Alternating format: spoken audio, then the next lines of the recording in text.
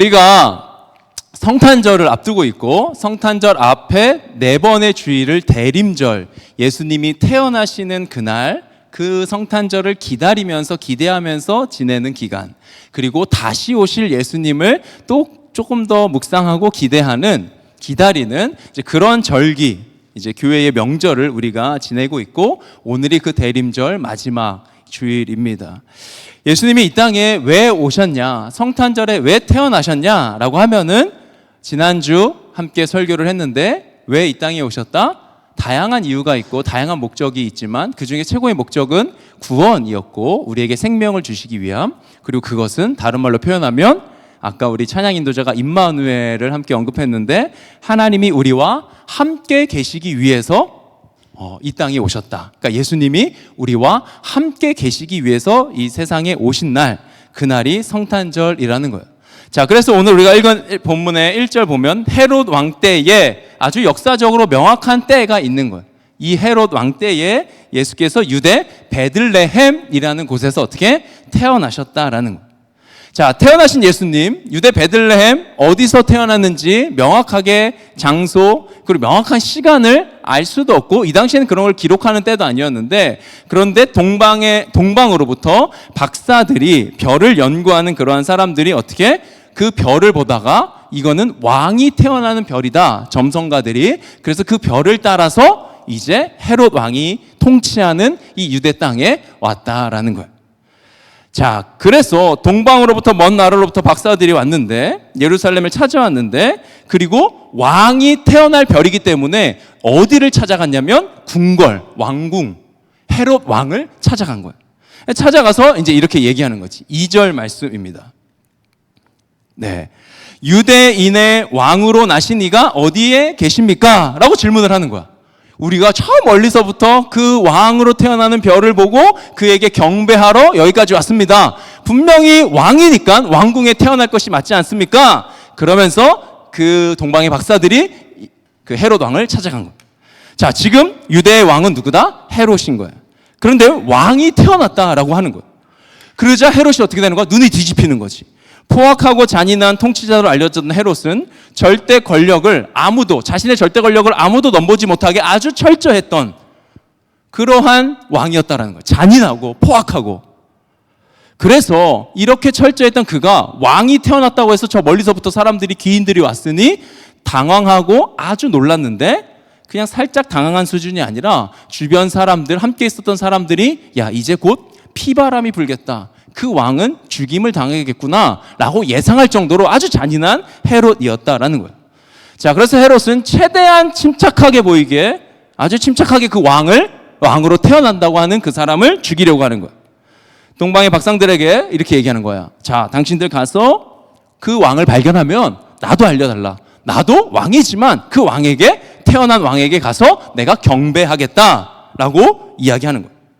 그리고 나서 9절 말씀을 보면 그들은 왕의 말을 듣고 떠났다. 여기서 그들은 동방의 박사들. 그런데 동방에서 본 그 별이 그들 앞에 나타나서 그들을 인도해 가다가 아기가 있는 곳에 이르러서 그 위에 멈추었다라고 되어 있는 거예요. 그렇죠? 별이 움직이다가 아기가 있는 곳, 예수님이 태어나신 곳에서 그 별이 멈춘 거야.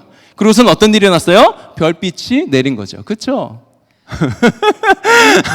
우리 오늘 전야제의 주제인데, 그래서 별이 멈춰서 그 별빛이 쫙 그 예수님 위에 떠 있었다라는 거예요. 자, 박사들은 예수님을 만나서 경배했고, 그리고 꿈의 지시를 받아서 헤롯에게 가지 않고 다른 길을 통해서 자신들이 살던 곳으로 이제 귀국을 하는 거예요.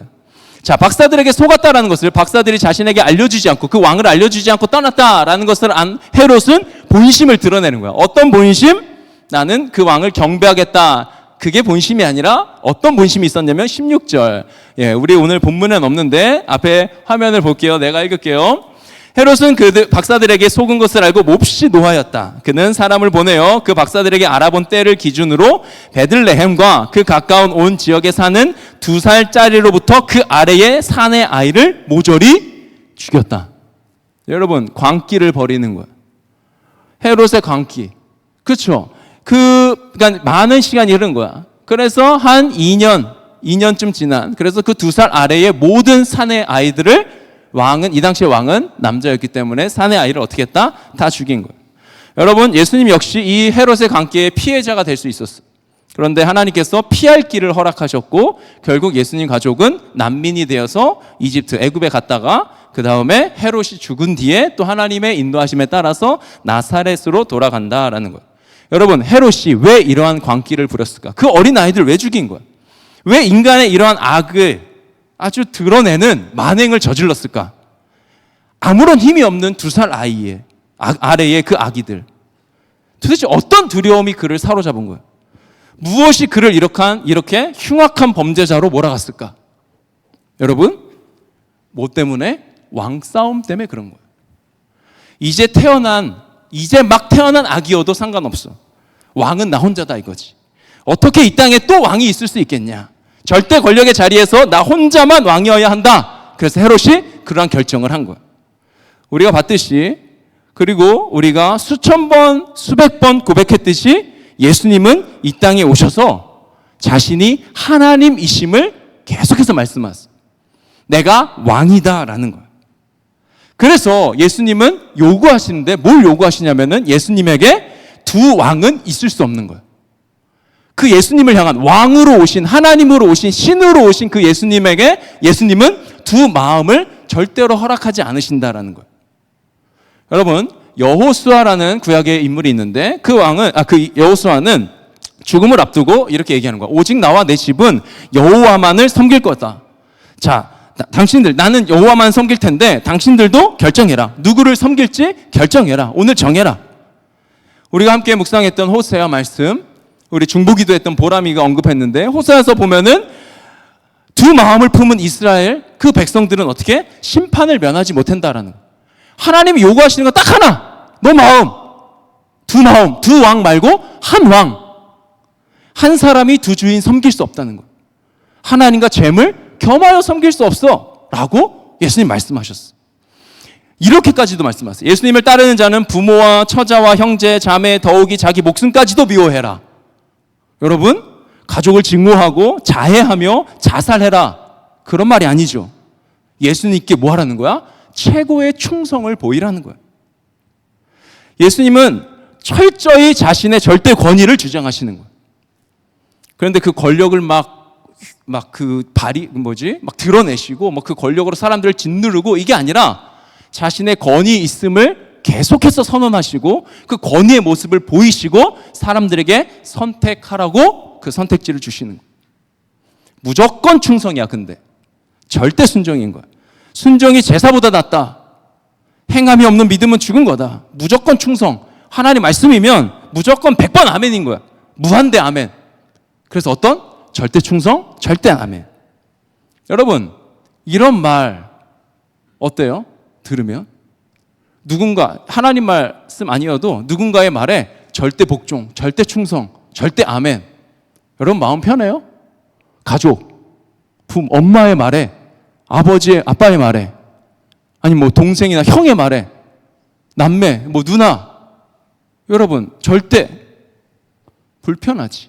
답답해. 인간이 어떻게 그럴 수 있나 싶은 거야. 하나님께도 비슷한 마음이 우리 안에 있다는.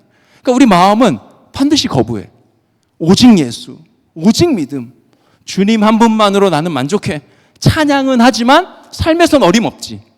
마음 깊은 곳에 가보면 나는 그렇게 살아, 아멘 이러나 하지만 내 마음 깊은 곳에 들어가 보면 저항하는 거야.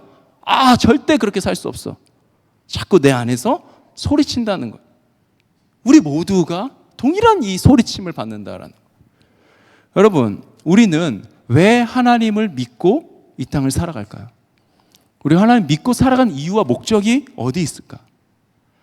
구원받은 하나님의 자녀가 되어 하나님의 나라를 이루어 가는데 그 이유와 목적이 있다는 거예요. 내가 하나님의 자녀가 되고, 그래서 내가 하나님과 관계가 회복되고, 그리고 나만 이 땅에서 하나님 믿고 살아가는 것이 아니라 이 세상 살아가면서 하나님 나라를 이루어가는 다른 하나님 모르고 사는 사람들에게 하나님을 이야기하고 전하는 그러한 목적을 두고 살아가는 거예요. 성경을 꽉 짜면은 나오는 게 뭐냐면 하나님 사랑하고 이웃 사랑하라는 거예요. 섬기고 봉사하고 오직 그분의 영광을 위해서 살아가는 거야. 하나님을 찬양하기 위해서 우리는 지음받은 거야. 그분을 영화롭게 하는 거지. 그런데 여러분, 우리 내면을 깊이 살피면 뭐가 있다고? 내가 있다는 거예요. 내가 잘 되기 위함이에요. 교회 다니는 이유, 내 하나님 믿는 목적, 잘 생각해 보세요, 여러분. 내가 잘 되고 싶거든. 내 마음이 평안. 교회 다니면 평안해지는 거야. 내가 편안해지. 내가 나 죽어서 천국 가기 위해서. 나 편하게 살기 위해서. 그래서 내가 원하는 대로 누가 움직여야 될까? 하나님이 움직여야 되는 거예요. 부모님이, 가족들이, 친구들이 내가 원하는 대로 움직여줘야 돼. 근데 여러분, 성경은 계속해서 우리에게 예수님이 누구라고? 우리의 삶의 왕이라고 계속 선포하세요. 그리고 우리도 수시로 고백해. 그런데 왕이라고 고백하는데 살아가는 내 삶? 내가 예수님을 움직여? 아니면 예수님이 나를 움직여? 우리 삶을 누가 주관해야 돼? 예수님이 하셔야지. 왜? 왕이라고 고백하니까. 근데 우리는 싫은 거야. 아니 그렇게 헌신하고 수고하고 살다가 진짜 막 선교사로 나가고 막 신학교 가고 이러면 어떡하냐는 거지. 포기할 수 없는 나의 취미와 내 돈과 자격증과 자랑과 이 세상 유혹이 있다는 거야.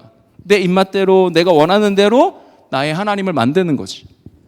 그래서 예수님을 향해서 은근슬쩍 불평 불만이 있어. 그 불평이 커지면 어떻게 될까요? 교회를 떠나죠. 용기가 없어 교회 안에 있기는 한데 마음은 이미 떠난 거나 다름없는 그런 삶을 사는 거야. 여러분, 예수님 우리가 뭐라고 고백한다고? 왕으로 고백한다니까. 왕으로 이 땅에 오신 거야. 예수님 하나님이신 거야. 신이신 그 하나님이 우리와 함께 하시겠다고 약속하셨어. 내 안에 오셔서 나와 함께 사셔. 누가? 예수님이. 도무지 일어날 수 없는 일이 다른 종교에서는 그 누구도 생각해낼 수 없는 개념, 생각해낼 수 없는 그 원리가 그 일을 예수님이 하신 거야. 그래서 내가 그걸 믿고 주님 내 안에 계십니다 고백하고 그리고 살아가는 거야. 그런데 불평이 있고 막 섭섭함이 있어요.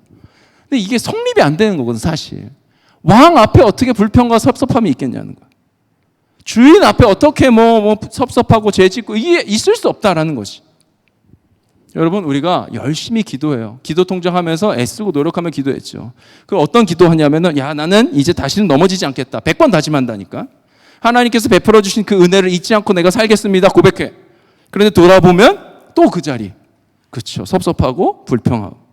로마서 7장에 아주 이러한 우리의 모습을 주님 말씀하세요. 나는, 사도 바울의 고백인데, 나는 내가 하는 일을 도무지 알 수가 없습니다. 왜? 내가 하는데 그 일을 모르겠어? 내가 해야 된다고 생각하는 일은 하지 않고 나 이거 해야지. 나 이렇게 살아야지. 그런데 도리어 해서는 안 되겠다. 더 이상은 이렇게 살지 않겠다. 100번 기도하고 100번 노력하고 100번 애쓴 거야.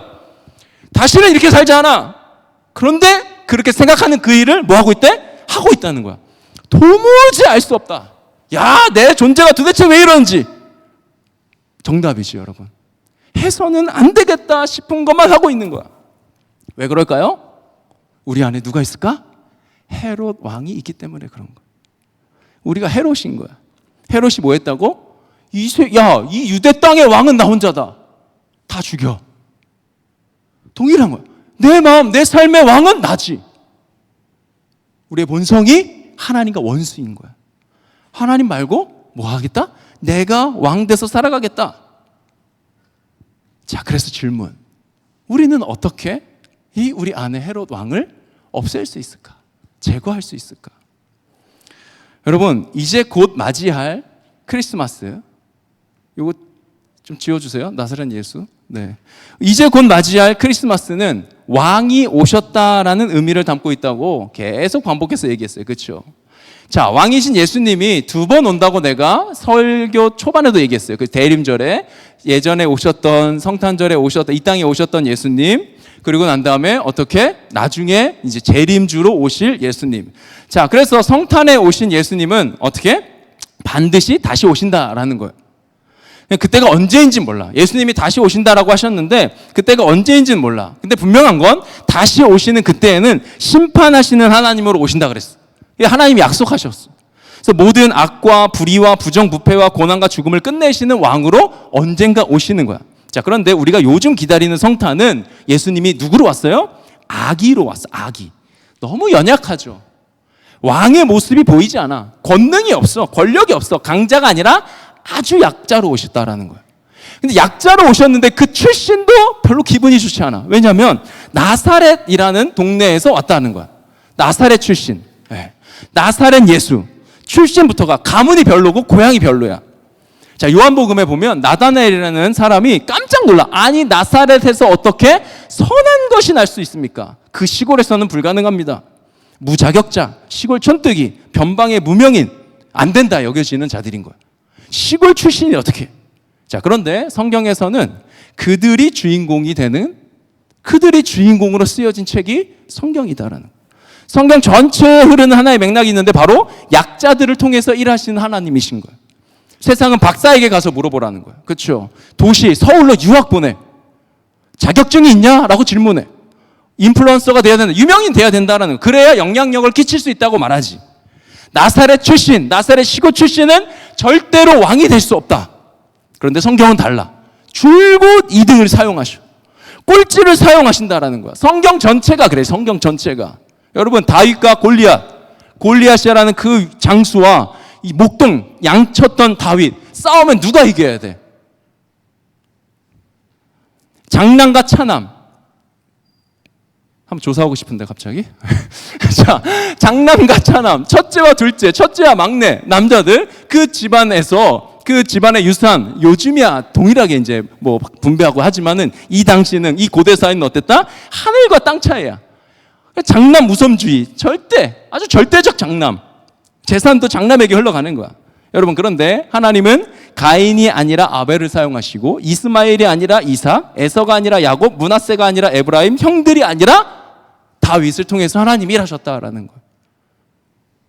여러분, 2주 전에 우리가 함께 말씀 나누면서 예수님의 족보에, 예수님 족보 아니어도 그냥 족보라는 것에 절대로 이름이 올라갈 수 없는, 세상의 기준으로 봤을 때 올라갈 수 없는 여인들의 이름을 우리가 살펴봤는데, 올릴 자격이 없는, 올려서 안 되는 그러한 여인들이 누구였다? 예수님의 족보에 들어가 있다라는 거예요. 예루살렘, 성전이 있는 그곳이 아니라 나사렛, 아무도 관심하지 않는 아웃사이더, 모두에게 잊혀진 사람들, 하나님은 왜 이렇게 일하실까? 그런 질문 해봤어요, 여러분? 하나님은 왜 가장 약하고 연약한 모습으로 태어나셨을까? 하나님은 왜 그러한 자들을 통해서 하나님의 나라의 일들을 이루어 가실까? 우리에게서, 인간에게서, 강자에게서 구원이 날 수 없기 때문에 그래요, 여러분. 나의 노력과 애씀과 아주 전력을 다한 윤리적인 삶, 구원이 불가능한 거야. 하나님께 갈 수 없는 거야. 여러분, 만약에 그게 가능했다면 율법을 다 지키고 착하게 살고 열심히 윤리적으로 살고 애쓰고 노력하고 아주 자기 개발을 철저하게 해서, 그래서 우리가 하나님께 갈 수 있었다면 하나님, 예수님 강자로 오셨어야 돼. 가장 강한 모습으로 왕궁에서 태어나셔야지. 헤롯의 권력을 이용하셔야지. 예수님이 그 등을, 정치적으로 등을 업고 그 힘을 등에 업고 정치적인 왕이 되셨어야 되는 거예요. 그렇게 이 세상을 구원하셨어야지. 그런데 주님은 가장 연약한 모습으로 말구유, 태어날 방도 없어서 말구유에서 태어나신 거예요. 스스로 약자가 되셨다는 거예요. 그래서 내가 자신이 약자임을 인정하는 사람들, 성경의 말로, 성경의 언어로 바꾸면 자신이 죄인임을 인정하는 사람들. 우리 지난주에 예수님이 이 땅에 오심, 예수님이 내 안에 함께 계심을 우리가 인정하고 그것을 누리며 살기 위해서 세 가지 이야기하면서 마지막 어떤 용기가 필요하다? 내가 죄인임을 인정하는 용기가 필요하다고 했는데, 바로 그 죄인임을 인정하는 사람들. 그렇기 때문에 그들의 행위를 봐서, 여러분, 약자의 행위, 약한 자들의 행위, 그리고 죄인이라고 인정하는 사람들의 행위, 그 행위를 통해서 구원하는 게 아니라 강자로 여겨지는 자들, 아주 착하게 사는 것처럼 보여지는 윤리적인 사람들, 도덕 선생들, 그들의 행위를 통해서가 아니라 예수님께서 이루신 일을 통해서 구원하신다라는 거예요. 따라서 말구유에서 시작하신 예수님은, 그 예수님의 삶이 어디에서? 십자가에서 마무리되는 거예요. 예수님, 당신이 영광을 받으실 그 영광의 자리는 어디입니까? 물어. 예수님, 당신의 다음 행보는 무엇입니까? 예수님, 당신의 제자들 중에 가장 옆자리에서 예수님 다음에 권력을 차지할 사람은 누구입니까? 예수님 당신의 권력의 최고점, 당신은 언제 왕으로 등극하여서 세상을 구원하실 겁니까? 그때마다 예수님의 한결같은 대답. 나는 모든 권력을 잃고 죽을 것이다. 나는 십자가에서 죽을 거야. 그렇게 세상을 구원할 거야. 나의 죽음으로 너희는 생명을 얻고 의인이 될 거야. 너희의 그 당당함, 종교성, 윤리도덕적 착함, 애씀, 노력, 행위, 율법에 의해서가 아니라 바로 나의 십자가를 통해서 너희는 생명을 얻을 거야. 그래서 예수님의 인생의 정점이 바로 십자가였어. 그분은 궁궐로 향하지 않으셨고 골고다 십자가로 향하셨어. 우리를 대신하여 그 십자가에서 우리의 모든 죄를 짊어지신 분. 하나님을 등진, 하나님 없이 살겠다. 난 하나님 필요 없습니다. 하나님과 같이 살지 않았던 그런 우리가 마땅히 당해야 하는 것을 누가 당하셨다? 예수님이 우리 대신 당하셨다라는 거예요. 덕분에, 예수님 덕분에 우리는 오직 믿음으로 하나님과 친구가 돼요. 우리의 위로가 되시는 거예요. 하나님과 화해할 수 있어요. 하나님과 마팔 맺을 수 있다는 거예요. 내가 어떤 사람이든지, 내가 얼마나 지독한 헤롯 왕이었든 지옥의 앞잡이였어도 괜찮은 거예요. 나의 배경, 나의 과거, 나의 자격과 조건, 얼마나 아주 과거가 더럽고 막 어둡고 비밀투성이어도 상관없어. 너무 부끄러운 과거, 지독하게 망했어도 관계없는 거예요. 회개하고 예수님을 통해서 하나님께로 나아가면 되는 거예요. 그래서 여러분, 오늘 성탄을 앞둔 이때 함께 성찬을 하려고 합니다. 여러분, 성찬은 예수님께서 십자가에서 달리신 그 십자가의 사건을 기념하는 그러한 자리입니다. 그래서 회개하는 자리, 십자가는 우리의 모든 죄를 짊어지고 죽으신 그 예수님의 상징인데, 그래서 회개의 자리이고, 그리고 우리가 그 예수님의 살과 예수님의 피를 의미하는 떡과 빵과 포도주를 마심으로 그 주님이 내 안에 오셔서 살아가십니다라는 것을 기억하는 자리. 그리고 한 몸, 예수 그리스도 한 빵, 한 몸을부터 우리가 다 그 빵을 먹음으로써 우리 공동체가 하나입니다라는 것을 다시금 기억하는 자리가 성찬의 자리예요. 여러분, 오늘 성찬의 자리로 나아가며 성찬을 통해 하나님이 우리를 받아주시고 우리를 기뻐하시고 우리의 삶을 통해서 주님이 역사하실 것입니다. 왜? 하나님은 늘 그렇게 역사해 오셨기 때문이에요.